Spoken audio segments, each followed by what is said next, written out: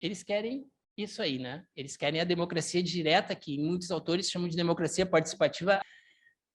Então, vamos lá, vocês são da cena política, a maioria de vocês, né? Como que é a política tradicional? Bom, na política tradicional, eu escolho um campo, a partir da minha visão, eu vou escolher um campo de direita ou de esquerda, que são campos legítimos, né? Apesar de a gente ter discussões, são campos legítimos. Vou definir a filiação a um partido, sequencialmente, vou me submeter às regras e aos ritos partidários, tem que ir na Assembleia, tem que não sei o quê, tem que votar, tem que fazer isso, né? É assim que funciona, é uma instituição. E a partir disso, vou começar a enxergar lideranças às quais eu tenho interesse de me associar, porque tem militância nas áreas que me interessam, ou eu vou procurar um nicho de pessoas, de eleitores, aos quais eu quero servir. E aí eu vou ter uma expressão política, mas isso vai demandar um tempo, né? Isso precisa de tempo. Isso aí não é assim, ó, o Marcelo chegou aqui agora, filhou no PT, você está mandando geral. Não, não é assim, né? A gente constrói. Só que aí, cara, vamos ver como é que está o mundo hoje, tá? Vamos lá. Eu quero ver um filme. Eu vou lá e pá. Cara, quem é que fez o gol Hungria contra a Bolívia em 1984? Pá, no Google. Que vontade de comer uma muqueca. Pá, no iFood. Cara, olha só, tô com vontade. Esse livro que você falou, né, Marcelo? Putz, vou comprar aqui enquanto eu tô assistindo a palestra na Amazon. Aí o cara assim, eu queria conhecer alguém. Tô a fim de conhecer alguém. Que não vou para bar, não. Vai lá, ó, fica lá no Tinder. Pá, deu match. Pum, conheci alguém. A gente precisa comprar a lâmpada da geladeira, que é a nossa geladeira de 1987. A gente vai no Mercado Livre e tem a lâmpada lá, cara. Tudo ali na tua mão. Se o cara quer transar, o cara vai no B2. O cara não precisa nem ir pelo Tinder. O cara já vai assim, não quero conhecer, eu já quero transar mesmo. De manhã o cara conhece, hoje vou transar, de tarde o cara transa, velho. É louco isso. E por fim, a gente não precisa nem levantar o braço para pedir um táxi. A gente usa o dedo para pedir um táxi. Pá, pá, pá, o táxi está ali na tua porta. E se tu quiser, tu pode ser assim, totalmente classista e dizer, não quero conversar. E quero ouvir tal rádio. Então, isso aí, a gente está vivendo uma sociedade que ela tem uma total indisposição para a espera. As pessoas não querem esperar nada. Tudo é imediato. O cara não quer ler um textão, o cara quer saber na primeira frase o que é, resumo, para que eu vou ler? Porque quando eu quero transar, eu entro no B2. Para que eu vou ler, gente? Como é que vocês não pensaram nisso? Eu não quero mais ler. E aí a gente tem o seguinte, né? Quando esse cara começa a pensar isso, e a gente migra isso para a política. Cara, se tudo que eu quero eu tenho na hora, tipo menino criado por vó, né? Se tudo que eu quero eu tenho na hora, por que a política é tão lenta? Ela é tão restrita, ela é tão encastelada, por que eu não posso fazer política? Né? Outro dia o Lula falou um negócio muito legal, disse assim, cara, se tu quer ser um vereador melhor do que os vereadores que estão aí, vai lá e te candidata. Mas por que eu não posso fazer? Porque é tempo, né? Eu não quero, eu quero um botão, eu quero um aplicativo, ser político, pum, e entro lá. Alguns caras sacaram isso aí. Eles perceberam essa insatisfação social, fizeram uma gestão da insatisfação social, onde eles pregam a ausência de representantes tradicionais. Ou seja, pula esses caras aí atrasados, vão para o mundo novo. Né? Esse mundo novo, os cidadãos tomam as decisões sozinhos. Para que intermediário, gente? O que nós vamos fazer? Vamos fazer um sistema de consulta online permanente sobre qualquer tema. Olha que ideia legal! Essa aí é a ideia mais estúpida do planeta. Por quê? Porque a gente tem variações sobre vários temas. Então, aqui o cara pode se manifestar imediatamente, né, sobre aborto, pena de morte, ou sobre o fechamento de uma exposição no Santander Cultural em Porto Alegre, porque tem um Cristo que tem 6 braços e 6 pernas. Né? Vocês veem que tem um desequilíbrio nessa lógica. Algumas questões são muito mais profundas e precisam de uma reflexão que é feita na classe política, ou deveria ser, né? E esses caras chamam isso, essa participação online, de democracia direta. Essa democracia direta, ela, na verdade, ela não tem um tema.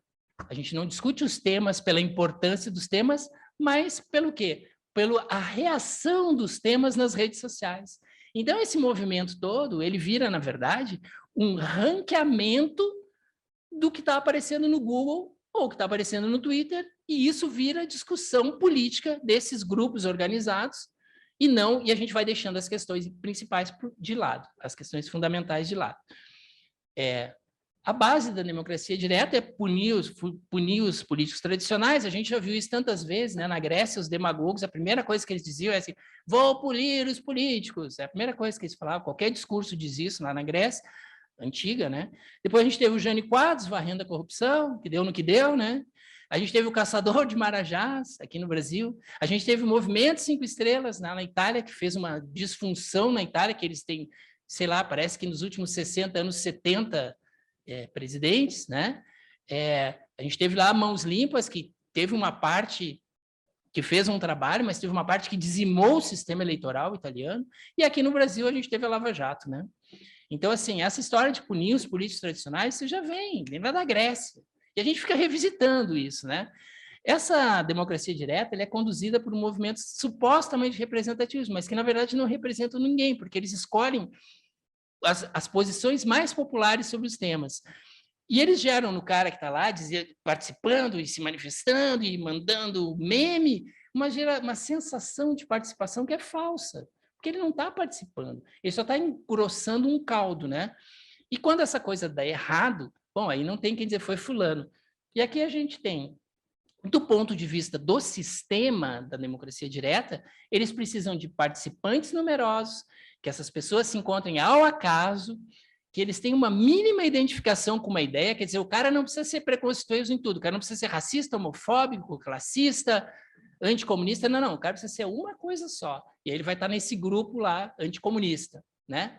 Então, uma mínima identificação com a ideia e que não entenda que o sistema é um todo, certo? Esse cara não enxerga o conjunto, ele enxerga a participação dele.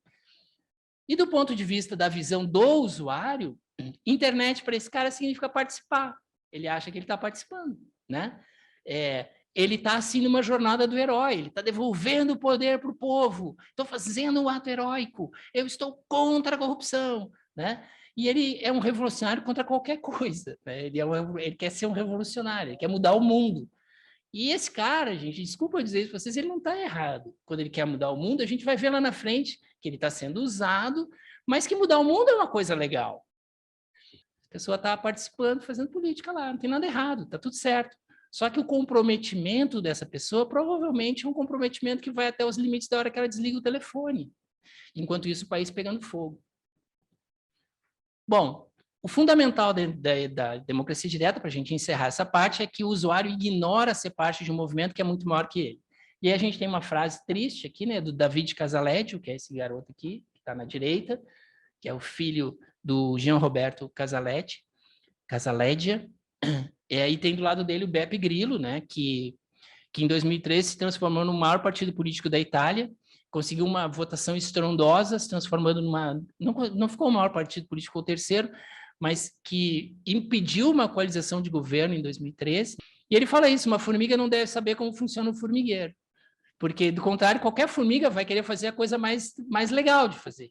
Então, enquanto esse participante não enxergar o conjunto, ele vai fazer qualquer coisa que disserem para ele fazer. Agora, a hora que ele enxergar o conjunto, ele diz, não, isso aqui eu não quero mais fazer. E aí vai dar o problema da gestão, que é o que está acontecendo hoje com o M5 lá na Itália.